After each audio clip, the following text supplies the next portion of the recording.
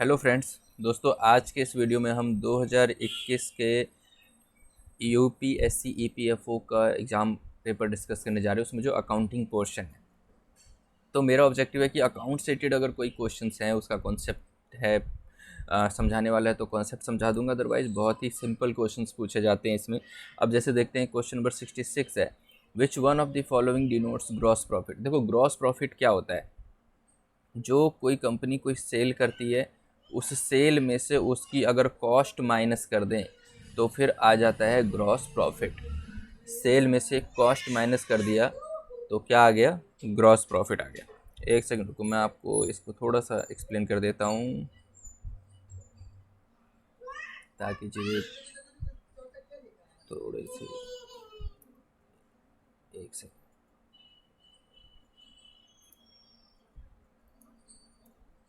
देखो, ये होता है कि अगर ग्रॉस प्रॉफिट की बात हो रही है या फिर नेट प्रॉफिट की बात हो रही है, तो वो क्या कर रहे हैं? वो दो चीज़ों की बात, या तो वो प्रॉफिट एंड लॉस अकाउंट की बात कर रहे हैं, ठीक है, ट्रेडिंग अकाउंट की बात कर रहे हैं। अब देखो, प्रॉफिट एंड लॉस में क्या है? अगर हम किसी बिजनेस की बात करें तो सबसे पहले सेल है, उसमें से माइनस कर दो इसका कॉस्ट, तो ये क्या आ जाएगा? Gross profit. और उस ग्रॉस प्रॉफिट में से माइनस कर दो एक्सपेंसेस, ठीक है, तो वो आ जाएगा क्या? Net profit. अब देखते हैं इस सवाल में क्या पूछा गया है। ग्रॉस प्रॉफिट तो cost of goods sold plus opening stock, इसका तो कोई लॉजिक ही नहीं बनता है, इससे कोई थोड़ी ना प्रॉफिट निकलेगा। Sales less cost of goods sold, तो आपका यहीं पे पूरा हो गया, सेल्स लेस कॉस्ट, तो यह आ गया जेपी। तीसरा ऑप्शन है सेल्स लेस परचेज, सेल्स में से परचेज लेस नहीं करते हैं, कॉस्ट लेस करते हैं, तो ये भी गलत है। और net profit less expense of the net profit का कोई लॉजिक नहीं बनता, यहाँ पे ग्रॉस प्रॉफिट की बात हो रही है, तो इसका आंसर है B, sales less cost of goods sold.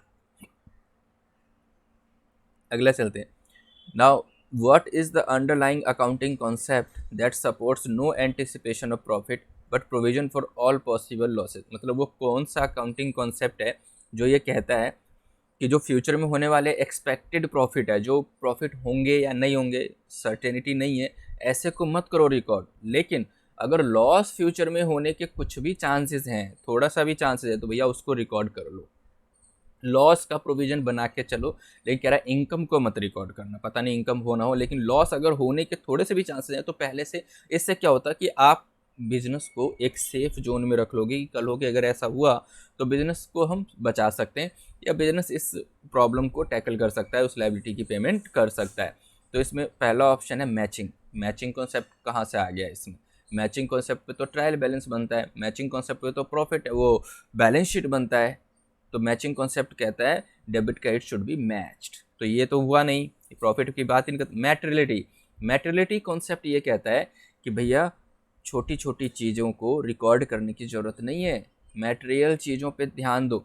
अब सपोज करो किसी का अगर 10 करोड़ का टर्नओवर है, अगर वो बंदा 100 रुपये की चाय पे खर्च कर रहा है, वो बिजनेस किसी उसका एम्प्लॉय 100 रुपये चाय पे खर्च कर रहा है, तो क्या वो tea expense account debit to bank लिखेगा? नहीं, ऐसे ऐसे छोटे मोटे खर्चे की बात नहीं कर रहा हो भैया। ठीक है, एम्प्लॉय ने 10,000 का खर्चा कर दिया टोटल मिला के, तो एम्प्लॉय के नाम पे 10,000 की एंट्री कर देंगे, लेकिन 50, 100, 20 ऐसे की एंट्री नहीं करेंगे। तो मैटेरियलिटी कहता है मैटेरियल चीज़ें जो डिसीजन मेकिंग में इफेक्ट डाले, ऐसी चीज़ों को रिकॉर्ड करो। तो यहाँ पे रिकॉर्डिंग ऑफ ट्रांजेक्शन का कॉन्सेप्ट है ये। इसमें फिर से वो ये बात नहीं कर रहा है कि फ्यूचर आने वाले लॉस को रिकॉर्ड कर लो। कंसिस्टेंसी, कंसिस्टेंसी कॉन्सेप्ट ये कहता है कि जो भी आप पॉलिसी अपना रहे हो, जैसे स्टॉक की वैल्यूएशन का है कि मैं नेट रियलाइजेबल पे करूँगा या फिर कॉस्ट पे करूँगा, वही आप हमेशा फॉलो करते रहो। इन्वेस्टमेंट की वैल्यूएशन मैं ऐसे करूँगा, हमेशा करते रहो। तो ये भी पॉलिसी को कंसिस्टेंट हो गया, जैसे पढ़ाई में हम कंसिस्टेंट रहेंगे तो हमें सक्सेस मिलेगी, लगातार हम पढ़ेंगे, तो कंसिस्टेंसी तो उसकी बात करता है।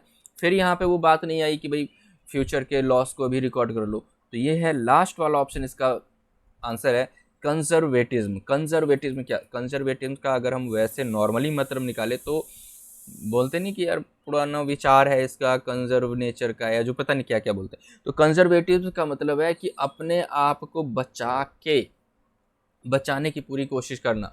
कंजर्वेटिव कॉन्सेप्ट ही ये कहता है कि भाई फ्यूचर होने वाले लॉसेस का अगर थोड़ा सा भी एक चांसेस हैं तो उसको अभी रिकॉर्ड कर लो, उसका प्रोविजन बना लो। तो कंजर्वेटिज्म कॉन्सेप्ट ये हमें कहता है। आई होप कि आपको समझ में आया होगा। अब नेक्स्ट चलते हैं, which one of the following accounting concept is applied by an entity. कौन सा अकाउंटिंग कॉन्सेप्ट है जो एंटिटी अप्लाई करती है when event such as new competitor entering in the market and rift between production and marketing department are not disclose in the books of account.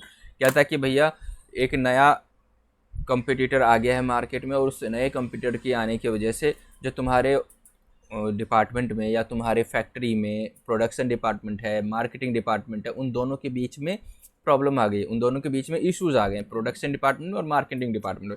एक बात बताओ, production department marketing department में अगर कोई issues आ गए तो उसमें अकाउंटिंग का कौन सा ऐसा कॉन्सेप्ट अप्लाई होता है जो बोलता है भैया इस चीज़ को रिकॉर्ड करने की ज़रूरत नहीं। मैंने आपको पहले ही बताया था कि अकाउंटिंग ऐसी चीज़ों की होती है जिसमें मॉनेटरी टर्म्स इन्वॉल्व हो, जिसमें फाइनेंशियल ट्रांजेक्शन इन्वॉल्व हो।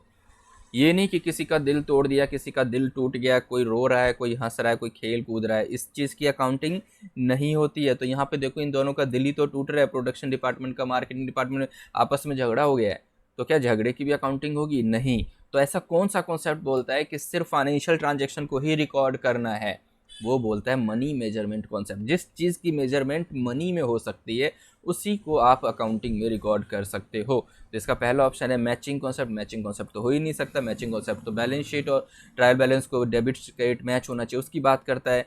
मनी मेजरमेंट कॉन्सेप्ट यही कहता है कि हाँ भैया मनी में मेजरमेंट कर सकते हो ना तो रिकॉर्ड करो, अदरवाइज मत करो। और किसी के बीच में झगड़ा हो गया उसको मनी में मेजरमेंट नहीं कर सकते हैं, इसीलिए मनी मेजरमेंट कॉन्सेप्ट को कहता है कि इस चीज़ की रिकॉर्डिंग नहीं होगी। रेवेन्यू रिकॉग्निशन कॉन्सेप्ट ये कहता है कि भैया आपको अगर कोई आपने सेल कर दिया, आपने कोई प्रोडक्ट को बेच दिया तो आपको रेवेन्यू रिकॉग्नाइज कर लेना चाहिए। कब कर लेना चाहिए? क्या फैक्ट्री से बाहर हो गया गुड्स तभी कर लेना चाहिए या उसके पास पहुंच गया तब करना चाहिए? तो ये कहता है कि जब रिस्क एंड रिवॉर्ड, रिस्क सारा का सारा आपने किसी और को ट्रांसफ़र कर दिया और आपके पास पैसा आने का जो इवेंट है वो रेज हो गया है कि आपने किसी को गुड्स दे दिया, मतलब रिस्क उसके हाथ में चला गया, आपके हाथ आपकी जगह से रिस्क खत्म, और रिवॉर्ड मतलब आपको वहाँ से पैसा मिलने की उम्मीद हो गई है, तो फिर बोलता है रेवेन्यू रिकॉग्नाइज कर लो। और कॉस्ट, तो कॉस्ट कॉन्सेप्ट तो अलग ही बात करता है कि भाई कॉस्ट पे रिकॉर्ड करने की। तो इसका बेस्ट या इसका सही आंसर है मनी मेजरमेंट कॉन्सेप्ट। वो क्यों है वो मैंने आपको बता दिया। आगे चलते हैं, which one of the following concern prepares receipt and payment account. कहता है कौन सी ऐसी कंपनी है, कौन सा ऐसा बिजनेस है जो रिसीट एंड पेमेंट अकाउंट बनाती है? अदरवाइज अदर कंपनीज क्या बनाती है? अपना वो बना लेती है, प्रॉफिट एंड लॉस अकाउंट बना लेती है, ट्रेडिंग अकाउंट बना लेती है। तो ये देखो receipt and payment account generally receipt जहाँ पे पैसा किसी से आ रहा है तभी काम चल रहा है, तो ये होता है नॉन ट्रेडिंग कंसर्न। जो जिस कंपनी का प्रॉफिट मतलब जिस कंपनी का मोटिव प्रॉफिट कमाना नहीं होता, जैसे एनजीओ हो गए, नॉन गवर्नमेंट ऑर्गेनाइजेशन, जितने सारे एनजीओ आप देखते हो, नॉन प्रॉफिट ऑर्गेनाइजेशन देखते हो, ये सब जो है वो रिसीट एंड पेमेंट बताते भाई इतना चंदा आ गया तो हमने इतना खर्चा कर दिया, इतना डोनेशन आ गया तो हमने इतना, रिसीट के बेसिस पे उनका सारा काम चल रहा होता है। पैसा आएगा तो कुछ करेंगे, नहीं तो कहाँ से करें। तो ऐसी कंपनी जो है वो बनाती है receipt and payment account, basically cash account बनाती है। तो इसका सही आंसर है non trading concern. Non trading concern जिसका काम ट्रेडिंग करने का नहीं है, जिसका प्रॉफिट कमाने का नहीं है, नॉन ट्रेडिंग को ही नॉट प्रॉफिट ऑर्गेनाइजेशन भी बोल सकते हो। तो नॉन ट्रेडिंग कंपनी या नॉन प्रॉफिट ऑर्गेनाइजेशन को रिसीट एंड पेमेंट अकाउंट बनाना होता है। आगे चलते हैं, which one of the following statement is correct about income and expenditure account.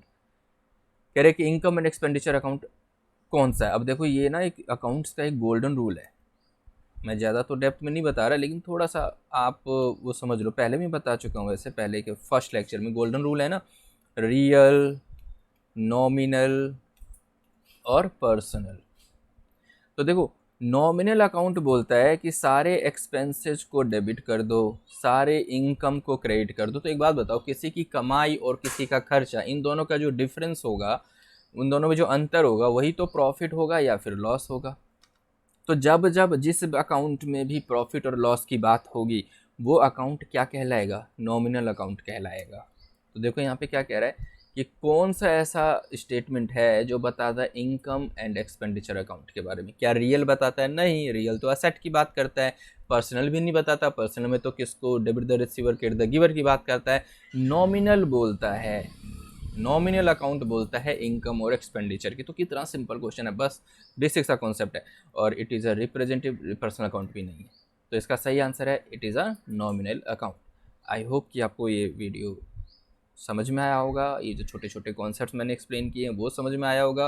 Video को लाइक करना, शेयर करना, और मैं ऐसे ही पूरे के पूरे अकाउंट्स के ऊपर पूरी सीरीज़ लाने वाला हूँ ताकि मैक्सिमम क्वेश्चन कवर कर लेंगे, सारे कॉन्सेप्ट कवर कर लेंगे।